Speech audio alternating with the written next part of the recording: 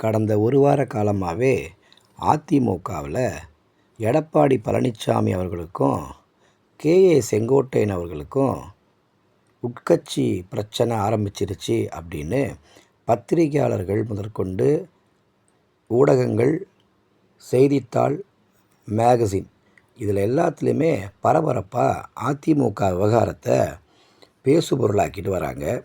இதுக்கு என்ன தான் காரணம் அப்படிங்கிறது தான் இந்த பதிவு.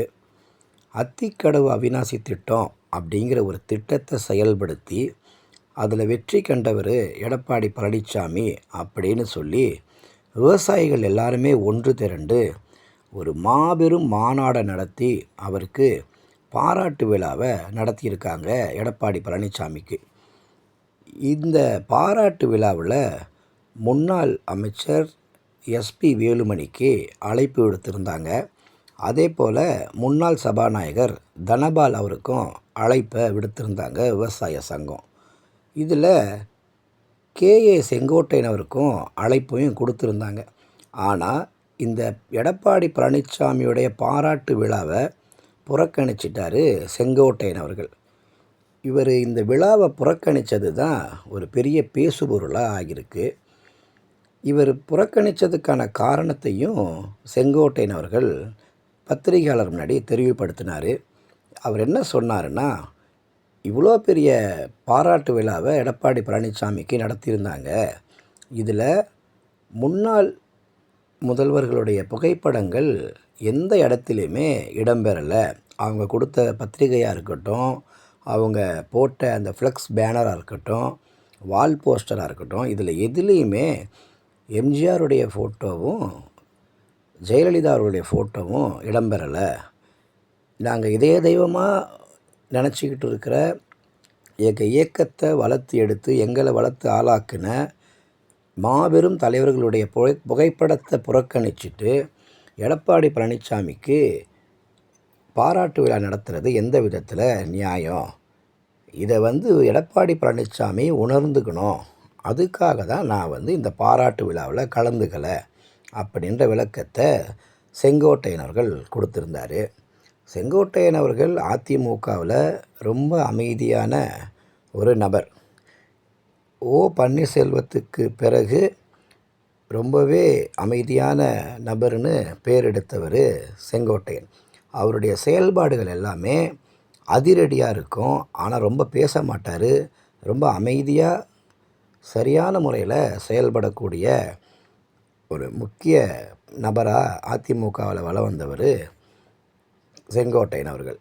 இவர் கடைசியாக ஜெயலலிதா அவர்களுடைய ஆட்சி காலத்திலையும் எடப்பாடி பழனிசாமி அவர்களுடைய ஆட்சி காலத்திலையும் அவர் பள்ளி கல்வித்துறையில் அவர் அமைச்சராக இருந்தார். ஒரு முக்கிய இலாக்காவுக்கு அமைச்சராக செங்கோட்டையன் அவர்கள் அந்த பொறுப்பில் இருந்தாங்க. இப்படி ஒரு அதிமுகவில் தவிர்க்க முடியாத சக்தியாக செங்கோட்டையன் அவர்கள் விளங்கிட்டு வராரு. காரணம் என்னென்னா, எந்த தொகுதியில் எந்த மூலை முடுக்கில் ஒரு தொண்டருடைய பெயரை கூட கரெக்டாக கூப்பிட்டு அவரை அடையாளப்படுத்த முடியும். அந்த அளவுக்கு தொண்டர்களுடைய செல்வாக்கை பெற்றவர் செங்கோட்டையன் அவர்கள் அப்படின்னு அதிமுகவில் இருக்கக்கூடிய வட்டாரங்கள் இந்த தகவலை தெரிவிக்கிறாங்க. ஏன்னா இந்த செங்கோட்டையன் அவர்கள் அவருடைய முடிவுகள் மிக சரியாக இருக்கும். அவர் எடுக்கிற விஷயங்கள் எல்லாமே கட்சிக்கு எந்த விதத்துலேயும் பாதிப்பை ஏற்படுத்தாது. அவர் 1க்கு 4 முறை யோசனை பண்ணி தான் எந்த விஷயத்துலையுமே அவர் களமிறங்குவார். ரொம்ப பேச மாட்டார். பெரும்பாலும் பத்திரிகையாளர்களை சந்தித்தது கிடையாது. விளம்பர பிரியர் கிடையாது. அப்படின்னெல்லாம் செங்கோட்டையன் அவர்களை கட்சியில் இருக்கக்கூடிய நிர்வாகிகளே புகழ்ந்து பேசுகிறாங்க.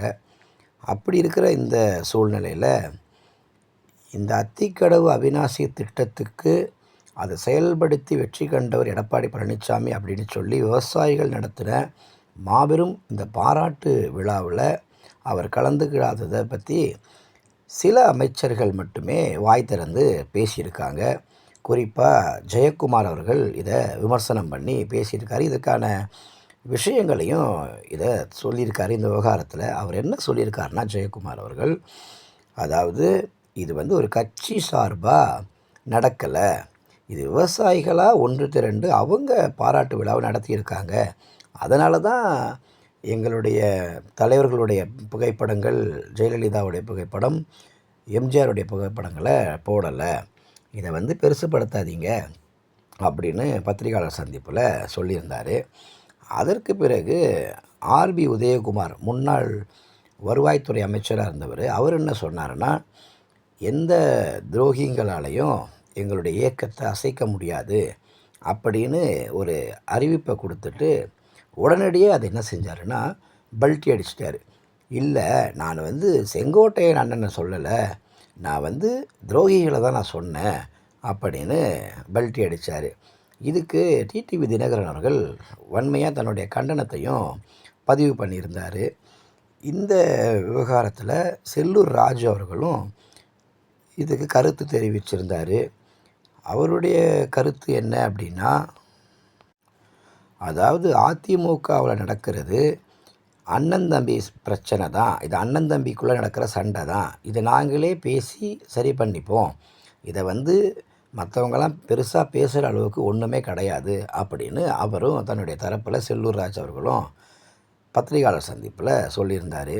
ஆனால் இப்போ தொண்டர்களுடைய கேள்வி என்ன, அவங்களுடைய மனநிலைமை என்ன அப்படின்னா, ஏற்கனவே அதிமுக 4 அணியாக பிரிஞ்சு கிடக்கு. ஒன்று எடப்பாடி தலைமையிலான அணி, இன்னொன்று சசிகலா அவர்களுடைய தலைமையிலான அணி, இன்னொன்று டிடிவி தினகரன் அவர்களுடைய தலைமையிலான அணி, இன்னொன்று ஓபிஎஸ் அவர்களுடைய தலைமையிலான அணி அப்படின்னு அதிமுக 4ஆய் கிடக்கிறது.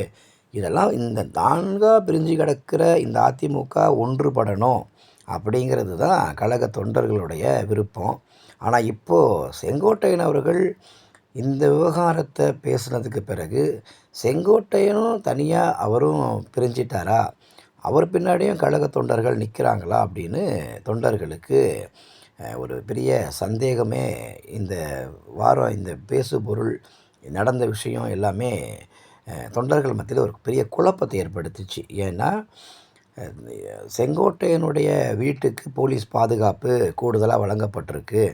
செங்கோட்டையனுடைய இல்லத்துக்கு முன்னால் ஆதரவாளர்கள் எல்லாம் குவிஞ்சிருக்காங்க அப்படின்னெல்லாம் செய்திகள் வெளியாச்சு. இதுக்கு செங்கோட்டையன் தரப்பில் அவர் என்ன சொல்லியிருந்தார்னா, என்னை சந்திக்கிறதுக்கு தினந்தோறும் 50லேருந்து 100 பேர் வரைக்கும் என்னை தினந்தோறும் சந்திக்கிறதுக்கு வருவாங்க. ஏதாவது ஒரு விஷயம் தொடர்பாக மனு கொடுக்க வருவாங்க. என்கிட்ட அவங்களுடைய பிரச்சனைகள் எல்லாம் சொல்லிட்டு போவாங்க.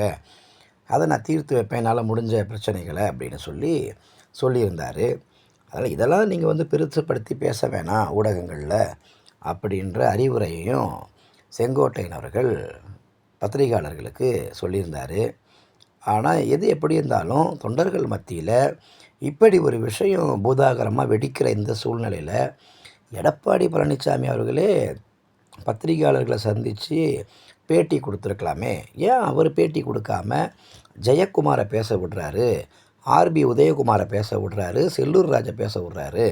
அவரே ஒரு பத்திரிகையாளர்களை சந்திப்பை நடத்தி, எனக்கும் செங்கோட்டையனுக்கும் எந்த வருத்தமும் கிடையாது, நாங்கள் நல்லா நட்பாக தான் இருக்கிறோம், இதில் எந்த உட்கட்சி பூசலும் கிடையாது, ஏதோ விவசாயிகள் அவங்க பாராட்டு விழா நடத்துனதுனால அவங்க எம்ஜிஆருடைய புகைப்படத்தையும் ஜெயலலிதா அவர்களுடைய புகைப்படத்தையும் அவங்க போடலை, இதெல்லாம் நீங்கள் விவகாரத்தெல்லாம் பெருசுப்படுத்திட்டு கிடக்குறீங்களே அப்படின்னு சொல்லி ஒரு சின்ன ஒரு ப்ரெஸ் மீட்டை கொடுத்துருந்தா, ஒரு பத்திரிகையாளர் சந்திப்பை கொடுத்துருந்தா இந்த விவகாரம் இந்த அளவுக்கு பூதாகரமாக வெடிச்சு இருக்காது.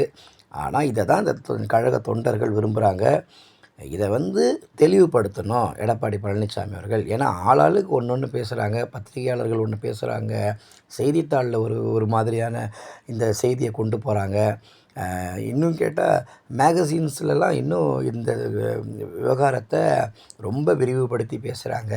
இதனால் எங்களுக்கு அதிமுக 2026 எலெக்ஷனுக்குள்ளே 5 அணியாக பிரிஞ்சிடுமோன்னு பயமாக இருக்குது. எங்கள் அம்மா கட்டி காத்த இந்த இயக்கம், எங்கள் தலைவர் எம்ஜிஆர் அவர்கள் கட்டி காத்த இயக்கம் இது அப்படின்னெல்லாம் தொண்டர்கள் புலம்ப ஆரம்பிச்சிட்டாங்க. இதுக்கு எடப்பாடி பழனிசாமி அவர்கள் தான் ஒரு முற்றுப்புள்ளியை வைக்கணும். இந்த அத்திக்கடவு அவிநாசி திட்டத்துக்கு ஒரு பாராட்டு விழா நடத்துனது இவ்வளோ பெரிய பூதாகரமாக அதிமுகவில் வெடிக்கும்னு எதிர்பார்க்கவே இல்லை. அதில் செங்கோட்டையன் அவர்கள் விழாவை புறக்கணித்தது தான் இன்றைக்கி பேசு பொருளாக மாறியிருக்கு. இதை எடப்பாடி பழனிசாமி அவர்கள் தான் தெளிவுபடுத்தி தொண்டர்களுக்கும் மக்களுக்கும் இந்த விவகாரத்தில் ஒரு முற்றுப்புள்ளியை வைக்கணும்.